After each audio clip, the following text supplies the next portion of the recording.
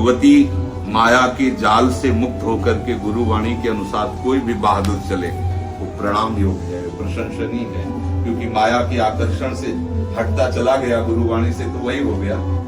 ब्रह्मविद ब्रह्म ही भवति, जो ब्रह्म का चिंतन करता है वो ब्रह्म स्वरूप हो जाता है, जो गुरुदेव का सतत चिंतन करता है वो गुरुदेव स्वरूप हो जाता है, वो भगवत स्वरूप हो जाता है।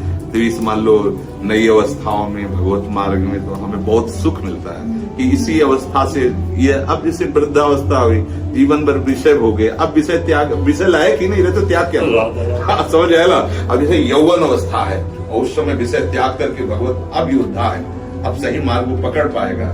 जीवन भर अभ्यास किया विषयों का तो बुढ़ापे में क्या भजन का अभ्यास होगा?